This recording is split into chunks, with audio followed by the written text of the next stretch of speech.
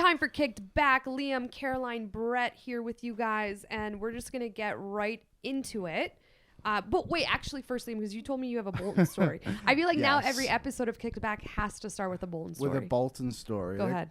There's always something to come out of this team. So we played Forest Green on Tuesday or Wednesday, I think, whatever it was. Tuesday, yeah. So Forest Green are last in League One, and Bolton, I think, are fifth or whatever. So 10 minutes or so into the game, Dion Charles, not even facing the net, back heel like goal, unbelievable. 10 minutes later, he gets mistakenly sent off. So ball is like on the wing or whatever, and the linesman just starts flagging it. So then all of a sudden, everyone's like, what's going on? And then when you look on the back post, Ilias Kachunga, who's one of our like wing strike or whatever, punches his defender in the gut. Like literally, like he grabs like a legit. Oh yeah, like he full full swing into this guy's gut. The guy didn't even go down, so he mustn't have punched very hard. But he's like very clear what had happened. So on the replay, you see that, and you're like, okay, linesman's clearly seen it. See you later, Kachunga. Next thing you know, the referee walks right past Kachunga and gives a red card to Dion Charles, who was like 7 feet or so in front of Kachunga, and he got a red card in the game, and he didn't do anything wrong. Was there not VAR? There's nothing? no VAR in League One, so there was no way to overrule it. Could he not go talk to his buddy on the line? So basically it got it got overturned today, so that it was very obvious what had happened. Oh my so God. Today it got rescinded that now Charles isn't suspended. So it's a 3-game suspension. So Charles isn't suspended, and Kachunga, deservedly so, now is a 3-game suspension. But that's the thing too. So the ref didn't see it. Like to the ref's defense, he was going off what the linesman had told him. So the linesman had completely called out the wrong player, which is nuts because so it was basically like Kachunga was on the back post, Charles was kind of like between the penalty box and the front post, so they were like a fair distance away, and the size difference is quite staggering. Like Charles is probably like 6'1", 6'2", maybe around there. Like he's a striker, and Kachunga's just like this tiny winger. He's like 5'8", 5'9". And what minute of the game was this in? Like 26. Oh shit! So it really had an impact. Oh yeah. Did you guys end up losing? No, we won. We won 1-0. That's a flex. Yeah, it was. This whole situation's a flex. I wonder if I can pull it up really quickly, but it's just like, you got to be kidding me. I couldn't believe it when I saw it because everyone on Twitter was, oh, you got it? Okay, so watch him on the back post. Oh, yeah, if you rewind it there. So it's this gentleman right here. This is the guy who got sent off. So, boom, full-on punch. Guy goes down. And then eventually gets blown dead, I think, when he goes back here. Oh, and then, yeah, so it doesn't show the ref, but like, you can clearly see he punched him. Of course. So, yeah, it obviously had an impact on the game, but luckily not the result. And Bolton got 3 points, but it's like, man, also Kachunga, what are you doing? Why are you punching this guy? Like, show some discipline, man. Oh. So this comes after Kachunga used to actually play in the Premier League for Huddersfield. And so this comes after we just sold Dapo, who was like one of our starting players. Our other starting striker just went down, and we sold our other striker to Forest Green. So he's basically Kachunga and Charles now as like the experienced players in the lineup. And we got a couple other players on loan, like the United guy and a guy from Southampton. And then you come out and punch somebody. Like, come on. That's nuts. Yeah, that's crazy. But it's also crazy that you guys, at the 26th minute when that happened, you played a man down for the majority of the game and won. Yeah. It was, they just basically just played structurally, I guess. Like, usually Bolton try and play, they like fluid and like kind of fun, attractive football. And yeah, they just buckled down and just countered. And it was, they won. But it was just like, so I didn't watch the game live. And then, I was reading Twitter and it's like, it was like, the ref got it wrong, all this stuff. I was like, what is happening? And I saw this like really blurry video and I was like, holy smokes, like this is League One football at its finest. You know what? I love when there's a little bit of spice and sauce in football. Like, remember when we were talking about the Cucurella and the hair pull and all that? Yeah. Like, obviously, I don't condone that. I don't ever want to see that happen. But it's interesting when these moments happen and the referees get it wrong or VAR gets it wrong. It just adds a little something to the game. Yeah, a little spice, like you said. Sounds good. Talking about spice. Yeah. Listen, guys. As an AC Milan fan, I don't have any room to talk about how anyone else's team is doing right now, because we just got bodied by Lazio 4-0, and I pray that the Champions League is a different ball game. And thankfully we're going up against a Tottenham team that's literally a one-man band right now with Harry Kane. It's interesting that the Champions League matchup now, because these are two teams that really kind of need that W. Big. So I'm very curious now to see how this pans out. I still think AC Milan's going to win, but I'm not as confident as I was prior to the World Cup. Well, it's kind of funny now too, because we were talking on the last show how, like, what is Harry Kane going to do and all this stuff. And I think it was literally the next day, or maybe it was like when they played Fulham, whatever day that was, he like opened up that morning as like, yeah, I'm open to discussions and I want to extend with Tottenham, which, like, credit to him, because he clearly believes in whatever they're doing, but it's just insane that is happening. But yeah, like, which one are we talking about? AC Milan? How AC is just falling apart. Yeah, man. I don't know if it's like they're gassed right now. It's just, they lost to Inter. Yeah. That 3-0 game. They lost to Lazio. And these are just games that, again, 3-0, 4-0, like that shouldn't be happening. And again, Tottenham's a team that, let's say they have good players, and let's say that those players show up in the Champions League. We're in trouble if we're letting in 4 goals in the back of our net against Lazio. So we'll get into Juventus in a second. It's just, I just want to put it out there that as a Milan fan, I know what we're dealing with, and I definitely need to see that team pick it up, because the standard and expectation of a team who won the Scudetto last season and who's in the round of 16 in the Champions League is to be performing better. No excuses at the end of the day. Yeah, and you're 100% right. I think they're missing a goalie in a massive way, but also it's not like they're losing these games 4-3 and the goalies are letting them down. Like, they're literally not scoring goals, which is just kind of nuts for a team like AC Milan with as much firepower they have. Like, we just saw Giroud have a great World Cup. Rafael Leao, like, a promising young player. Obviously, there's a bunch of other guys there too, and it's just how are you here now? And what it's done is essentially just give Napoli a bigger gap at the top of the Serie A. And now they're like, I think Napoli has 50 points now, and AC Milan's at like 38, 39. So it's like the gap is just gone. Yeah, Napoli's just taken off. So, but yeah, Serie A is definitely it's a fun league. I love Serie A. Like, it's just people say the Premier League, like, teams can win on any given day, and like I do believe that. But also Serie A is slowly getting that reputation back as well, and it's like a 10-team league now. It's kind of nuts. Oh yeah, we used to talk on this podcast about how when we were younger, that was the IT league. That was bigger than the Premier League at some point, and that's why I fell in love with AC Milan, because every Sunday was dedicated to every Serie A game. But it's interesting now, because when I was growing up, Juventus, who of course back in the day it was like Juve, Inter, AC, Juventus was relegated because they were cheating, right? A bunch of cheaters over there in at the Juventus Football Club. And now we're seeing the craziest headlines. And Juve has been through kind of this shitstorm this season, right? Like, we saw them lose to Maccabi Haifa in the Champions League. They gave Monza their first ever Serie A win, and I'm like, bro, they're 8th in Serie A.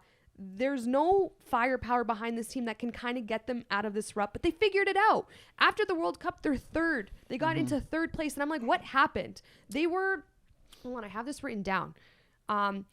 Juve went 8 games without conceding a goal, and then they conceded 5 to Napoli, and then now 3 to Atalanta. And you think, like, at that point it can't get any worse. Deducted 15 points over the capital gains investigation into alleged false accounting and transfer dealings. So that dropped them from 3rd to 10th place in the standings. Like, what the hell is happening there? Poor Juventus fans and poor players, specifically Di Maria, because this guy, I love him. He deserves more. He had a hell of a World Cup final, and like, it just sucks to see him probably in like the later years of his career now at a club that it's not the player's fault, just in shambles. Yeah, and when you get to this point too, it's tough to regain that reputation back. Like, they just kind of had, and then everything just resurfaced again. There's so many layers to it. Like, we were talking off it right before the show. Like, there's all these players like on this list who have like deferred money or like owed money. Like, I honestly don't fully understand it, but I know it's basically like they lied. Tax evasion, yeah. So yeah, Ronaldo's on the list. Who else? Sorry, their old manager. Chiellini, who is still with LAFC, I think, right? Yeah, MLS legend. Dybala, like, it's just kind of crazy, the guys on this list. And here's my question, though. Should the punishment have been laid out right now, or should they have started next season -15? Like, I feel like that's more of a like, because now it's like, okay, well, we have our momentum to keep going and everything like that. Like, we're winning games, like you said, they were kind of on a good roll there for a while, but now they're just down in 10th. There's still like European opportunity for them to, like, if they can get some wins going until the end of the season. But you start them -15, bottom of Serie A next season. Like, I feel like that's way more harsh for a team that has already cheated so heavily in the past that you literally relegated them. Yeah, no, I think that would make sense too. I think the punishment of going from 3rd to 10th after them working so hard to get up into that 3rd place spot must be gut-wrenching for those players. Yeah, so they're at 23 points right now in 10th. And Atalanta, who is in 6th, and that would be the Europa Conference League spot, I believe, has 35. So they've definitely got some ground to have to make up there, but they definitely have the quality to go and do it. But at this point, I don't want to see any success with them, which sucks because, like, you can't just cheat your way through football. You can't, and it's crazy. We were talking about that. We watched Nedved play for Juve and get relegated, and here he is in this whole mess, which, again, I'm not super informed in the tax evasion world, but you know, Fabrizio Romano tweeted out that he could potentially face some type of prison time, and that's crazy to think about, right? Like, what might be going on there behind the scenes. And we've seen this happen with Juventus before, and I'm sure many other clubs in the world, but it's not right. And at the end of the day, it really affects these footballers. Like, McKinney apparently just accepted a Leeds proposal and might be on his way to Leeds. So it's just, I feel bad for these footballers who have worked hard to get where they were in Serie A. They were in a Champions League spot. God knows they probably would have held on to it. And now they're in the mid-table. So if I were a footballer there, I'd want to get out too. Like, enough. Like, get out and let Juve and management and the corruption deal with their mess. And then, you know, the players deserve more. Yeah, I agree. If I was a player in that situation too, I'd probably be looking for a different option. Peace out. It's funny that McKinney's going to Leeds United States of America. Right? I know. Like, they have just taking over the Premier League with all these American players. I mean, it's good to see them on the next level. But I was just looking, actually, when Juventus got relegated, these were like some of the players that stuck around to play in Serie B. Like, it's no wonder they absolutely wiped that league. Buffon, Chiellini, Del Piero, Nedved, Marquinhos, Camoranesi, Trezeguet. Oh, Trezeguet. He was sick. It was another one on this list. There was one more. Giovinco. He was kind of like a young guy then, but he was like coming through and everything, but he was on that team. It's crazy to think how stacked Serie A was back in the day. Yeah, I mean, just half those names I read off, right? And like some guys say, like, even think about Inter. Sales. Like Adriano was at Inter. Like all these guys are just coming back to my head. It was such a good time to watch football. So a few guys they sold because obviously they weren't in Serie A. Zlatan Ibrahimovic, yes. You may have heard of him. Patrick Vieira, yes. Fabio Cannavaro, Lilian Thuram, Zambrotta, and these, Adrian Mutu as well. Like, it's funny, like, these guys didn't just like go to any clubs. Like, Ibrahimovic and Vieira both went to Inter. Cannavaro went to Real Madrid. Thuram and Zambrotta both went to Barcelona. Like, it's like these guys are like huge names in the game back then, and they were all on this team. And yeah, I can't even remember like exactly what happened. I think it might have been a money thing again back then. Probably. I can't remember, but I remember them because there was other Serie A teams that were in trouble for it. So yeah, Italian football can get itself in a pickle once again. It's crazy. It was crazy when I saw all of that come out. Actually, my dad's the one who called me. He's like, are you seeing all the news about Juve? And I'm like, what? That they're, found a way to, get back into the top 5 of the table. And he's like, no, like there's fraud. I'm like, what? Yeah. Like, what else can we expect right now with Juventus this season? There's just been wild. And I feel for their football fan base too, because it's just blindsided by random things. Yeah. And sorry, I forgot they had won the Serie A the year before they got relegated, and then that's it. That's what made it so, I think, dramatic back in the day. They had won and got stripped of the title. So I wonder if that was ever given to anybody that year, or if it was just nobody. Oh, it was given to. Oh no, I don't know. I'll look into it later. But yeah, Serie A. Keep doing what you're doing. And keep watching, guys. Keep watching. Okay, Mbappe, 5 goals in one game. Obviously, PSG winning the French Cup 7-0 against Pays de Cassel. I believe I pronounced that properly with the emphasis on the L at the end. A 6th-tier team. So obviously a game that PSG should have won. Yep. But Mbappe, like the baller he is, becomes the first PSG player in the history of the club to score 5 goals in one game. Thoughts, Liam and Brett? He's a pretty good football player. Pretty decent. Yeah, I mean, I'm surprised they even played him, to be honest. Like, he's just come through the World Cup, and then you go and play him against a 6th division team, you said, right? Like, yeah. It was kind of odd, but I mean, yeah, I'm pretty elite player.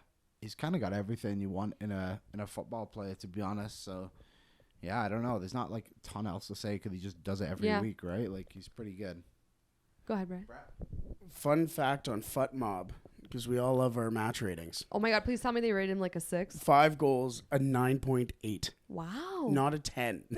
Don't know what you have to do for a 10. What else could he have done? That's a fantastic question. And then I'm trying to find, I'm looking at our favorite page, OneFootball, trying to find his rating as well, because I can't imagine it would be better than FUTMob's.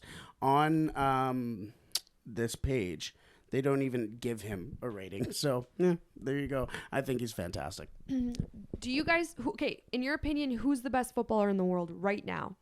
I asked this to my social media followers. I'm not saying I saw this question. Greatest of all time. Not greatest of all time. We don't need to get into that debate. That's like a different conversation. But right now, today, on January 26th at 10:22 a.m. Mountain Time, who's the number 1 footballer in the world? I think it's Messi. Yeah. Yeah, I think it's Messi. He just like went through the World Cup, tore it up, and Mbappe did the same, but also he did kind of one off game I found. Like I thought the England game, he wasn't fantastic. Okay. When Messi was kind of great throughout. And yeah, I think Mbappe will one day, probably even this year at one point, I'll be like, yeah, you're the best now. But I think right now I'm going to stick with Messi. Respect. I think skill-wise, it is Mbappe. On pedigree, it would be Messi. But I think every time you see Mbappe go out there, he does something that somebody else or nobody else has ever done before. So I'm going Mbappe. So I had so many people say that him scoring 5 goals in one game is not impressive because of the opponent, and the club that they played didn't even have a logo, blah, blah, blah. But to anyone who's played football, we all know in any kind of competitive match, unless you're playing like house league indoor recreational football, it's not easy to score 5 goals in one game. No. I believe Neymar and Mbappe both played 90 minutes. So if it was so easy, maybe Neymar would have had a hat trick or Neymar would have gotten that many goals. So I just think like in the context of the last couple of months, Mbappe winning that golden boot, 8 goals in the World Cup tournament, 4 goals in a World Cup final against Martinez, essentially put France on his entire back. And then people will argue, oh, but he had 3 penalties. To me, it's a bigger flex. He scored 3 penalties on the same goalie on the biggest stage. Like, honestly, that's the biggest flex of the entire tournament for Mbappe. And then he comes out of it where a lot of players are gassed. We're seeing Giroud gassed a little, Neymar a little. A lot of these guys who played a while in the tournament are feeling it. And Mbappe's coming out and scoring 5 goals. I'm just like, this guy's... It's so fun to watch him play. And I didn't feel like this about him prior to the World Cup because I was so kind of entrenched in all the drama and headlines that he was in. And I still think that like it's interesting how he navigates that portion of his career. But if we're strictly talking football and how much fun he has on the field, like I can't root for him any more than I am right now, and also just completely unbiased because I do think Messi was the MVP of the World Cup and I'm not discrediting that. But right now, collectively as a skill set for Mbappe, everything he brings to the game, I don't think there's a footballer in the world who can do what he does with as much power and quality and fear. Like think about it, Liam, before the England game, France versus England, such a massive matchup between 2 great footballing countries at that World Cup with an immense amount of talent. That whole conversation became about how do we stop Mbappe, and Kyle Walker's the only one to do it. Yeah, that was the biggest headline. Yeah. And then when in the game, it wasn't even like that relevant, to be honest, the whole time. Honestly, it's funny. true. Like, yeah. But yeah, like I completely agree with everything you said. Like he just has that that poise about him, right? Where it's like, oh yeah, like this Mbappe is playing today, and we've seen plenty of players come through and have that same one, like Messi, Ronaldo, obviously, and like Mbappe is in that same group as well. I'm just sticking on the side of Messi because of recency bias, I guess. But yeah, like I said, I think Mbappe, he's right up there. Like, but does that do you got something? Yeah, I do. Sorry, I don't want the United bias to show, and maybe this is recent form. But can I make a caveat for Marcus Rashford right now? You could say whatever you want on this podcast. But I will not agree. Marcus Rashford is playing at elite level. Yeah. He does not pose the same threat as what Mbappe does. He's just not on the same level, but he's been unbelievable. He's arguably the most informed player in the world right now. He has scored in every single game coming back from the World Cup besides Crystal Palace. So he's been elite, and he's been Marcus Rashford that we kind of thought was going to be him. But yeah, I just don't think Rashford, he's probably in that B group for me. He's not in that upper echelon of players yet. But I have a question, and I've seen this one like swirling around a lot, and I don't really understand why. But people are now asking, I I saw this on your podcast, Brett. I'm going to call you out on this. People are asking if City are better without Erling Haaland. I heard this. I don't get it. He just scored a hat-trick and they won 3-0. If it's so easy to score goals on City, if you're on City, then why did like so many other players before like struggle to do it? I know Aguero was obviously elite there, but like there's been nobody since Aguero to come and do what Haaland does. What's he have now? 25 goals in the Premier League or 25 something like goals like, with 18 games left. Come on. I'm going to pull up all these stats because I made a video on this. This guy's nuts right now. I just don't get it. I just don't see why we're against him so much. Okay, it's Brett, weird. Give us your take on this. So are they a better team or are they just better with him? Because there's a difference between having the team be better and winning actual matches. He can go out there and exactly. You can have Jesse Lingard throw balls into him in the middle of the box, and he's going to put goals in. It doesn't matter. But the organization of the team and when he is in, like, look at the game against United. Look at how easy it was for United to just not even pick him out. I don't think he even had a touch until the 25th minute. And then he didn't have a touch in the box until like the 80th minute. And by then it was too late. So now you're sitting there going, okay, obviously anybody on City are just going to toss the ball to Haaland, and especially against teams like Crystal Palace and all this, that eventually they're going to break down and they're going to allow a goal, 2, 3, possibly even 4 on with Haaland. But I think the organization as a team, especially over the last couple of years without an actual number 9, has made them a better team. Now they have a number 9, they go, okay, well, remember all these things we were playing with before? Forget about it. So I think now we're seeing the fruits of said labor with Arsenal in first place and continually being in first place and not faltering. So I hear what you're saying. I think Arsenal, whatever, Arteta's putting in their cereal in the morning has powered through in this Premier League, right? I think that they're on another level. And I think you can't discredit what Arsenal has done just because City's behind them. But I think that there will be like this period of time where City probably has to adjust with now having this number 9 role. But I have a hard time arguing that City's less than they were because of a guy who has now scored his 4th Premier League hat trick. And like, for example, this stat, it took Suarez 81 Premier League appearances to score 4 hat tricks. Haaland's done it in 19. Yeah. This guy's come in and in his debut season already has 25 goals with 18 games left, and that has passed the golden boot total that was set by Salah and Son last season. Like, this guy's a monster. And I made a video about this. Everyone's like, tap in Merchant. Who gives a shit how he scores a goal? The golden boot's not going to ask Haaland, hey, how'd you score? The Champions League title or a Champions League final, which is potentially on the horizon for City, isn't going to ask Haaland, how'd you score your goals? City knows how to, KDB and anyone on that team knows how to deliver a ball to Haaland, and all I care about at the end of the day is City winning, and is Haaland, who has a number 9, his job's to score, is he scoring? And he is. And we've seen City multiple times in this season come back from being down. And I think that you can argue why this team is so good this season. Yeah, they're not at the top of the Premier League table, but we can't discredit what Arsenal has done because, again, they found another level. The game against Tottenham stands out in my mind. You know, Haaland scored that second goal in the second half. He's a game changer in my opinion. And I think that, like I said this at the beginning of the season, Kevin De Bruyne and Pep go to sleep saying, thank you, Viking football gods for bringing Haaland here. And I think that when it starts getting to the nitty-gritty games towards the end of the Prem and also into the Champions League, we're really going to see what Haaland brings to this City team. Yeah, I don't know. Just for the argument of, all they do is put the ball into one of the best strikers in the world. Wouldn't you? I feel like I would do exactly the same.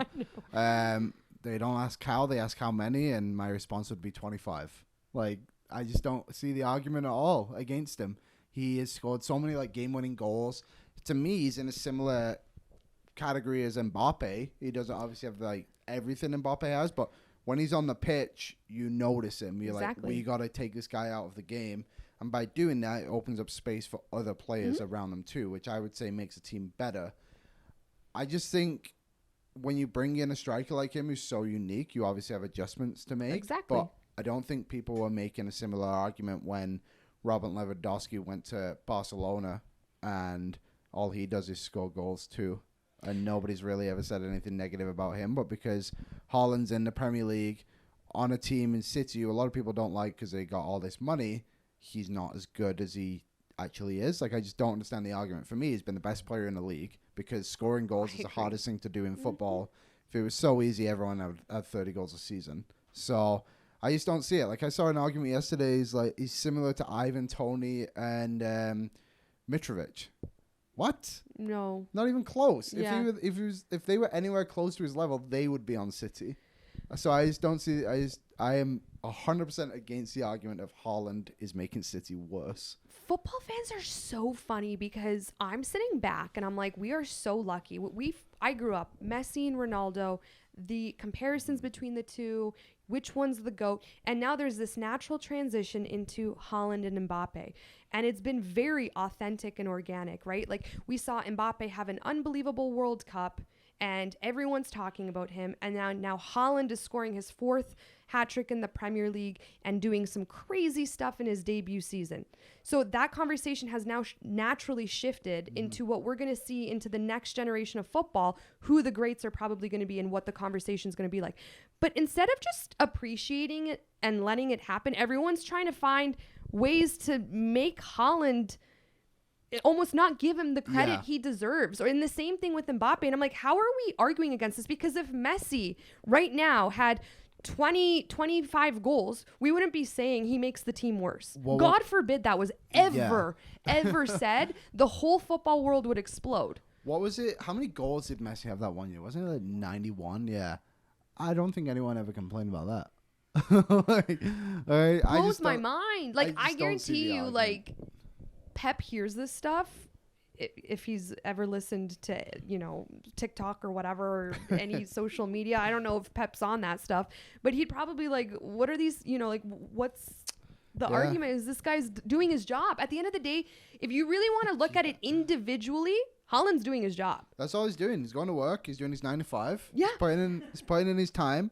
Last season, City's leading goal scorer had 15 goals, and that was KDB. As a midfielder. The closest striker would have been, they kind of played Sterling up top, I guess. He had 13. And then the actual striker was Gabriel Jesus, who had 8. So there you go. I would say that's a bit of an upgrade. People just need to appreciate what Haaland is doing. Give him credit. He's 22 years old. He did it with Salzburg. He did it with Dortmund. He's doing it with City because the argument, he did it in the Farmers League. Now he's here playing in the Prem. He's making everyone else look like children and crushing records that no one thought he would crush. And Mbappe's doing the same thing on his end of things. So people just need to let it breathe, let it happen. City has a chance to win the Champions League. Their team is really, really, really good. Yeah. Top to bottom. Look what Pep's built. Do you hear that, Brett? Brett, I totally respect your opinion. And I think that anyone, however they feel, it's a valid take, right? Like, who am I to say that? This is just how I feel. Yeah. If I was an attacking center mid, I'd die to have Haaland on my team. Me too. Do you have Football Reference on that? How many goals did Robert Lewandowski score in his first season with Barcelona? I know it's a little bit different. Right now, he's the leading goal scorer. I even think in La Liga. Right? I know it's a little bit different because, yeah, they're in like a bit of a transitional phase, aren't they? He's 13 right now. Okay. They're obviously not as strong as City. I was just curious kind of where he's Barca at. fans think they are. Don't get me started on Barcelona fans right now. Oh my, that's another conversation for another time. I did not make Barcelona fans happy the other day because I said enough with we've only conceded 6 goals and we're at the top of La Liga. Like, enough. There's only 3 good teams in La Liga. Since 2014, the only teams to win La Liga have been Barcelona and Real Madrid, aside from Atletico in like the most recent years that we saw that win. Yeah. Like, let's be honest. Like, and no offense, the roster that Barcelona has, they should be putting up stats like that. Like, why should I sit here and think that that's impressive? I agree, and I think the thing is too yeah, those 3. Like, if you look at the Premier League, it's probably just what is it, City and Liverpool, I think, and Leicester. Shout out Leicester. But aside from that, at least you've had other teams kind of challenge a little bit and like break into that top 3, and some changes. Like Chelsea challenged one there, I think. Obviously, like I said, Leicester, Tottenham challenged another year, and then like La Liga, it's just Real Madrid, Barcelona, Atletico, and then everybody else just battles for whatever they can get. And teams are just falling off a cliff. Like Valencia is not even close to where they were. Real Sociedad's kind of come on the rise. Bilbao's getting a little bit better, but yeah, aside from that, like there's no. I think I would argue, and I will argue, that La Liga is the 4th out of the top 5 big leagues. For me, it's Premier League, Serie A, Bundesliga, La Liga, Liga 1. Yeah, I'd agree. Yeah. Maybe I might even put the Bundesliga right now ahead of Serie A. I might too. I might. Yeah, do you know what? I would, because the title race is like it's crazy. 6 points. Yeah. Like between, I saw this stat the other day actually. Wolfsburg was like second last or right in the relegation spot of the Bundesliga, like a few games into the season, maybe 6 games in. Now they're 6 points off the top. And then they're in 5th, right, Brett? Yeah. So what's the gap between 7th? What's the gap between Bayern Munich and... There you go. Bayern Munich only just came to the top of the Premier know. League. Remember we were talking about they were like Bundesliga, mid-table at some point? Did you also see that? So Manuel Neuer is out for the season for that ski accident. Crazy. Casually just signed Jan Sommer.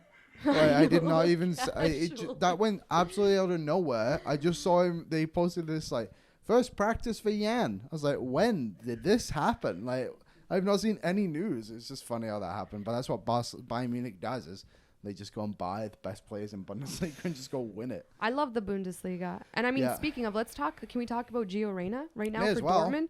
I mean, what the hell do you think Berhalter's thinking right now? Yeah, there's... So, oh, boy. So, the U.S. scored a total of 3 goals in 4 games at the World Cup. And obviously, we knew that this was going to be a very inexperienced team, but very young and talented. And as you watched them in the World Cup, you knew that one of the biggest components of the game that they were missing was just that number 9 role, or essentially a player who could take a quality strike on net and score. Yep. And they were missing that, and you really, really kind of saw that in their game against the Netherlands. I credit Berhalter for helping the U.S. get out of that group stage. But that game against the Netherlands, he was exposed. Like, there were so many changes he needed to make. He was out-coached by Van Gaal. And now you have Gio Reyna, who at the age of 20 has come onto a Champions League team and has scored back-to-back game-winning goals in the span of 3 freaking days. And Berhalter had this guy sitting on the bench for the U.S., and he played a total of 52 minutes at the World Cup. Yeah. There was a lot of stories around him at the World Cup. Obviously, I think we already addressed like his dad and Berhalter. Nuts. But then there was also stuff that came out about like his work ethic in practice, and apparently he had to like stand up in front of the team and apologize. Like, people were not happy about it with him at all. So like, weren't happy with Gio. Yeah, oh yeah. Like, people were pissed. Like, apparently, what's the right back? Yeldon, DeAndre Yeldon was like one guy who really spoke up about it and was like, nope, this is not happening. And then I think that's obviously occurred into this, but apparently it did get better, and that was like kind of around the early stages of the camp. It bled into the first game. Who did they play the first game? Wales, because he barely played, right?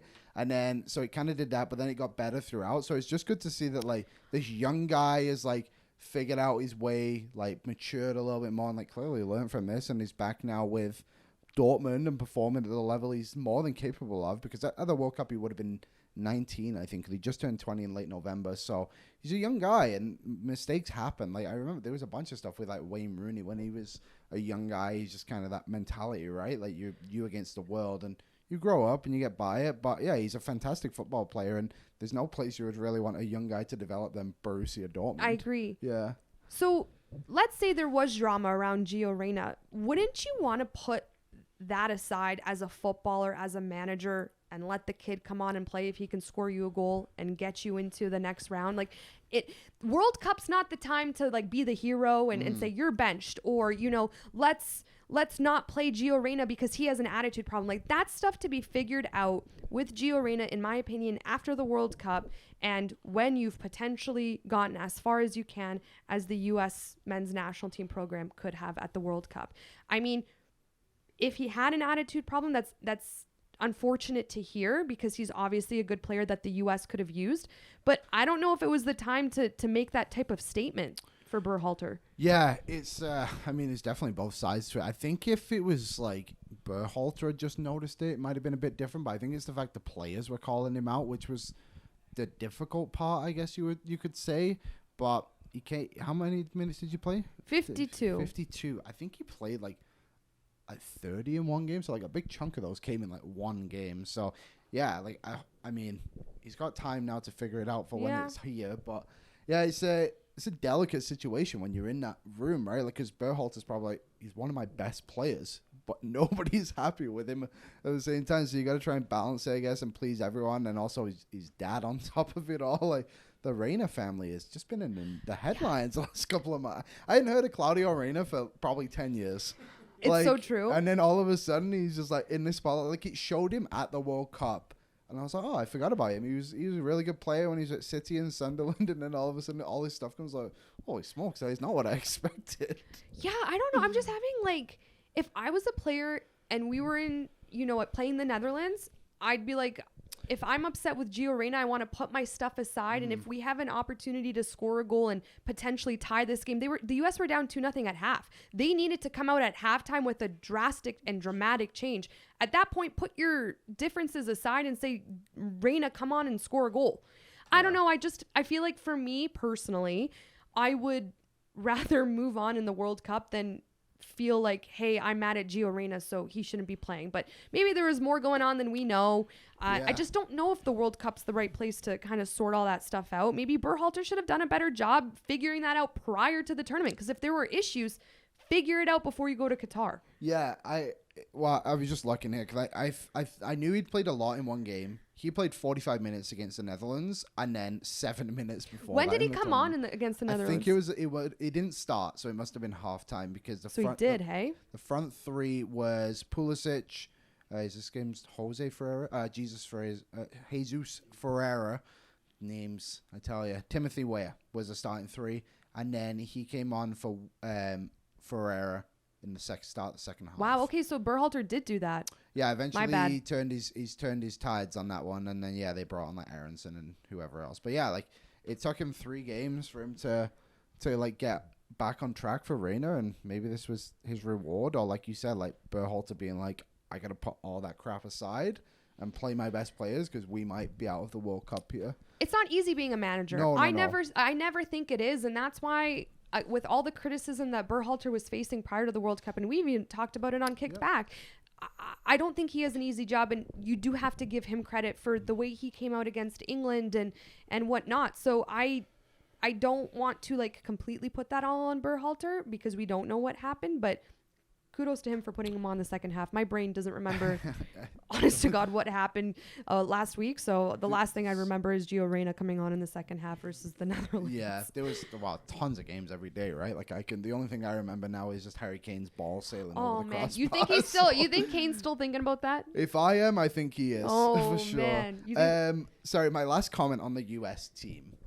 I think it shows what that leadership group was all about, those two in that US group, and the collectiveness they had, where they had the balls to kind of get up and be like, no, like, yes, you're one of our best players, but this is not how you act. at the World Cup. Like, we're here to do business. So that's like, I think the guys they spoke about were like Walker Zimmerman, Tim Ream, Yeldon, and there was one other guy too. I can't remember who it was, but either way, I think it was Long maybe. But either way, like, it just shows like the mentality this US team had, where it's like, you are not going to interfere with what you had, and you need to kind of learn from that. And I think give them credit too for calling that out, and also just credit to Reyna for clearly figuring something out to get 45 minutes against the Dutch too. I absolutely agree with you. And, you know, leadership is so important on teams, and that type of respect that you have from players who are older, like Zimmerman, you know, like that probably really showed in the locker room for the US. And maybe for Gio Reyna on the other side of things, that was a hard lesson for him to learn. And here he is, and maybe that's something that needed to happen in his career to kind of wake up. Unfortunate for the US, because I'm sure that they could have used him in those games. So maybe just kind of this odd lessons learned situation on both sides, and I'm sure they both have regrets, but the US is in this really good position because now those young talented footballers gained experience in Qatar, very similar to what our Canadian team kind of went through in terms of like getting that experience. And now the World Cup in 2026 is going to be in their backyard. So I'm praying that this US men's national team program puts their talent in the right hands with a good manager, because Berhalter, I think, did what he could, but it wasn't good enough on the international stage. So I hope that this U.S. team finds a lot of success in 2026 because their team is so good. Yeah, I think they will, and yeah, I agree. Berhalter, I think, has taken them as far as they could. To his credit, he got them back to the World Cup when everyone doubted him during the qualifying, got them to a knockout stage against the Netherlands. Granted, it didn't go that way, but there was moments in that game where it's like, oh, maybe the US do have a chance in this, especially when they equalize. So, yeah, credit to them. But yeah, I think big things are coming for the US national team. Hope so. Well, they lucked out that they didn't get Fernando Santos as their head coach because that's Poland. That's Poland, and it's so funny. Brett on our screen is Poland the new Portugal? In terms of generational talent, no, but in terms of coaching, yes.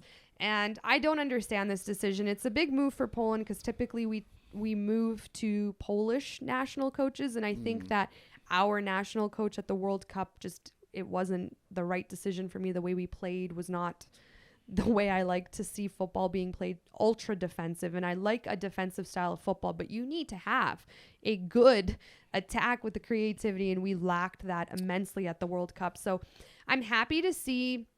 I'm not happy for anyone to lose a job, but I'm happy to see that Poland went in a different direction. Do I think Fernando Santos is the key?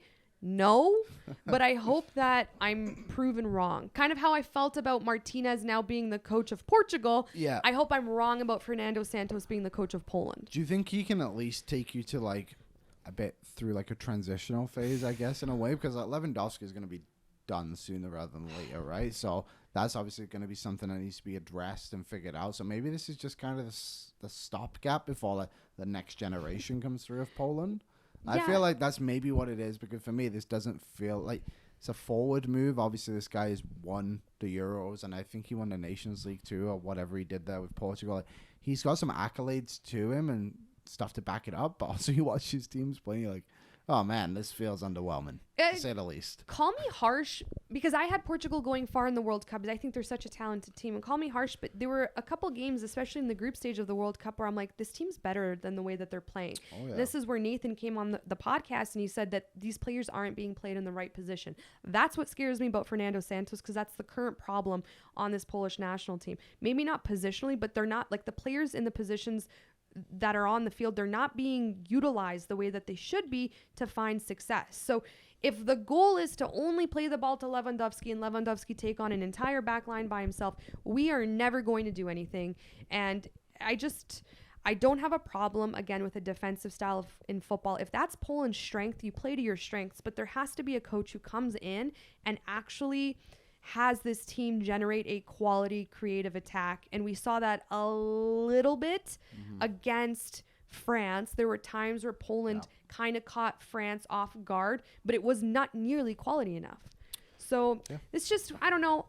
It's almost like I'm hoping for the best, expecting the worst. I don't know. I really, really hope I'm wrong, but it's just, I don't get this decision at all. I would have way rather seen Gerrard coach our team. Yeah, I would have loved to seen Gerrard coach our team, and I'm pretty sure he was in the running. It feels, Feels like with Gerrard, there's a little bit more belief, I guess is a good way to put it. Like a little bit more optimism going into it with like, we haven't fully seen what Gerrard is fully capable of, I guess, at everything. Like obviously he did well with Rangers.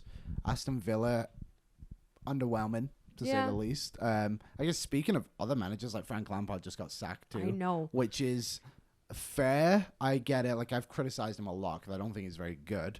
But also, like, Everton are absolute shambles right now. That whole staff on the board is crazy. Like, there was an allegation which was proved to be wrong. I was reading about this.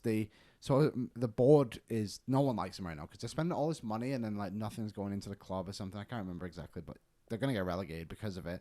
And a board member claimed that a fan strangled her, like, outside of a game, like, attacked her. And then that's why they weren't coming to games anymore. And it was like she was lying. It was completely wrong. They were just making up like an excuse to not go to the games. And now all this is happening with Everton and they sack Frank Lampard and there's all this stuff. So yeah, that's just that reminded me of the Gerrard stuff. So yeah, kind of nuts. But yeah, Fernando Santos. We'll see. We'll see how it goes. Yeah, well, that's exactly it. And same with Martinez, right? Again, I hope that whoever manages each of these teams finds success and proves me wrong in my opinion and my gut feeling. But just kind of if you look at things from the past, a little slightly worrisome. Yeah. And I don't know. I don't expect too much from Poland. Like I have actually very realistic expectations, but I do want to see them get better than what they were at the World Cup. And I don't know if Fernando Santos is the coach to do that. But again, like I said, hopefully I'm wrong. Are your expectations just kind of getting out of the group stage? Getting out of the group stage, yeah. And or you know what? I'll take an L. Like I'll take a loss if we play a really good hard game where I'm like, wow, look at us pass the ball. Yeah. Look at us, create. Look at Lewandowski being utilized properly like he is in Barcelona. Like just things like that. But maybe I'm dreaming. I want more for Lewandowski in what could be his last, which probably will be his last Euro if they get there. I think the frustrating part, I would imagine from a Polish fan's perspective, is there's always the excuse of like, oh, well, we don't have like enough talent because we're a smaller nation. But then you go and see like Wales do what they did in 2016 at the Euros, what we just saw Morocco do. Like it's not about like the talent. Well, it obviously is, but it's about like how you play as a team and a unit, and are you difficult to play against? Like they have one of the biggest X factors in the world in Robin Lewandowski, and it just feels like they've never been able to figure out how to put him into the team, which is just crazy. So hopefully, like Santos is just like tactically minded enough to like get it done. I believe he probably is. I just don't think it's going to be very fun to watch is my big thing. But you know what? I know that Lewandowski headlines this Polish team, but we also have other guys. Like who am I thinking about? Milik is a good one. Yes, exactly. That's exactly. I was like, what's his name at Juve? Milik. Yeah. You have Szczęsny, who's our goalie, who is probably goalkeeper of the tournament prior, like by the time Poland, got kicked out. Lewandowski. You have Zielinski at Napoli. Piontek, who balled out for AC Milan. They have. I'm not saying the best guys in the world, but they have better players than what people think. It's just you don't see them and you don't see that quality, and that's what's unfortunate. But anyways, it is what it is. Let's finish on I just really want to give Arsenal fans a shout out who are listening to this pod, because Arsenal in their game against United, because it was such a good game, in my opinion, really solidified this alpha mentality of like no one's gonna touch us in the standings. Yeah. They're like, we're a championship team and this is why. It was very impressive, and overall just a fantastic match. I agree. From United and Arsenal, they both put on a great display. I wish Casemiro played. I really wish he did, just so it could be that full thing. Brett's looking at me side-eyed right now.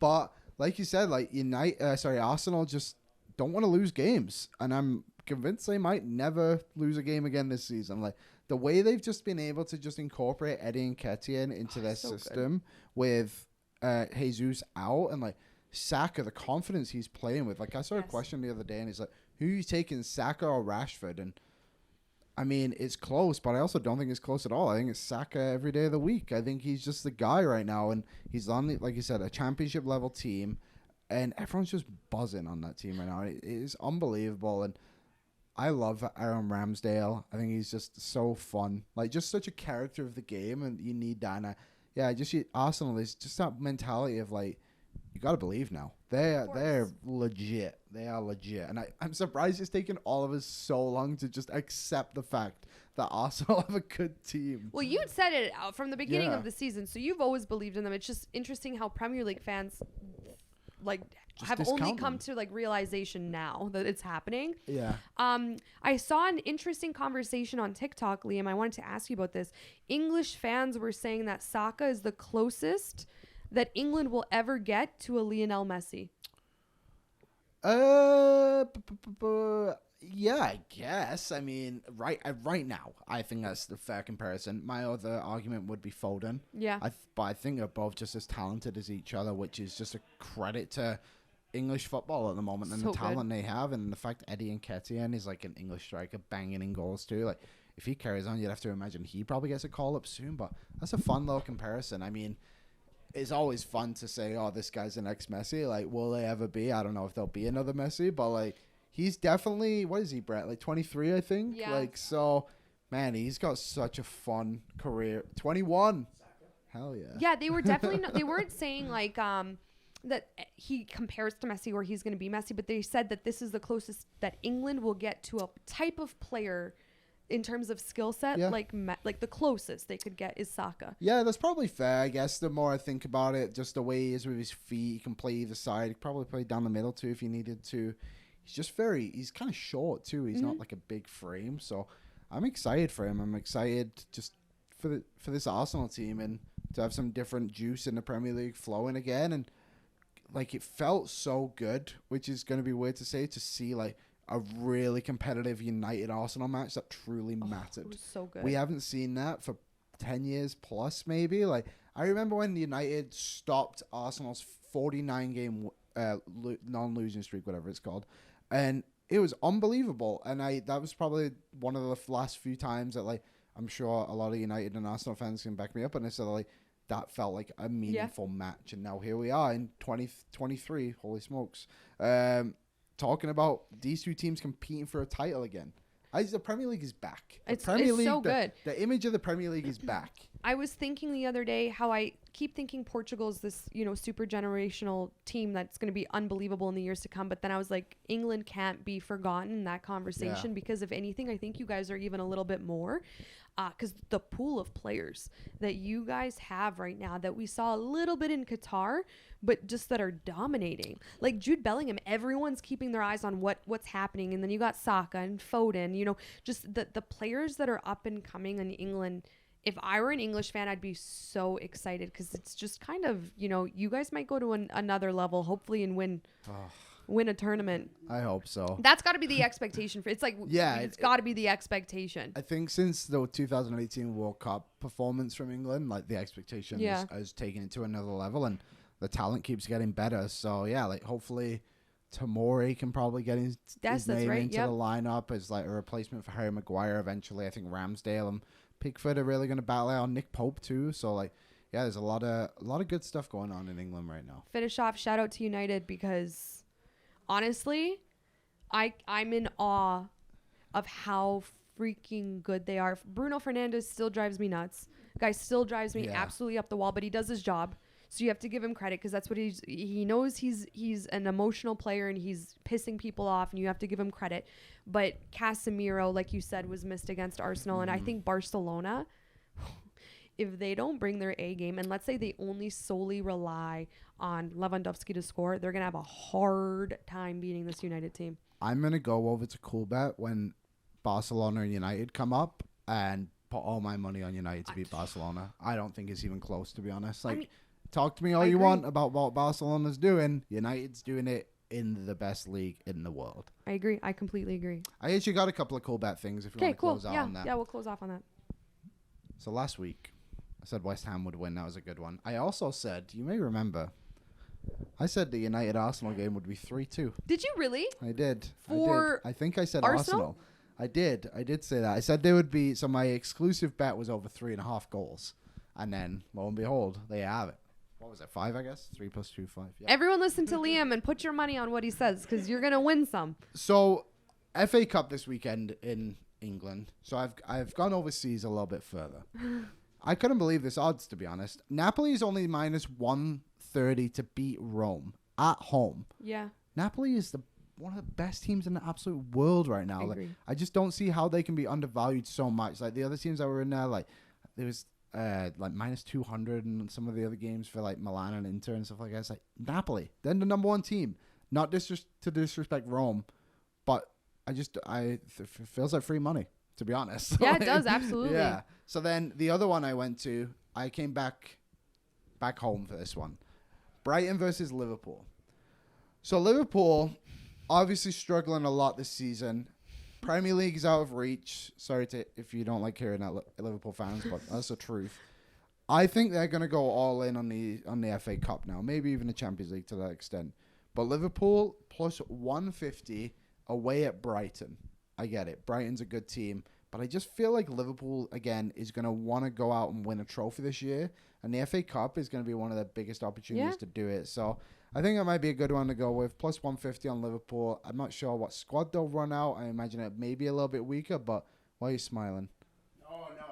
Oh, okay. I thought you were smiling at my thing. So, yeah. I like that, though, because I even think in the Champions League, they're going to do better than expected because they're having a little bit of a rough time in the Prem. So I think that, like you said, if they can compete for something else, they will. And it's just, I would never as much as, Liverpool, it kills me what Liverpool's done this season. And we take our jabs at the team. I wouldn't ever sleep on them in these games. You can't write them off. They have too much talent to write them off. So, yeah, I guess to conclude, my Powered by CoolBet picks, Napoli minus 130 at home against Rome in Serie A.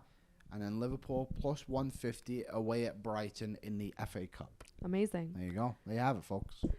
Guys, let us know what you think. Put your money on everything that Liam just said because he'll win money for you. And thanks for listening and watching Kick Back. Thanks, guys. Bye.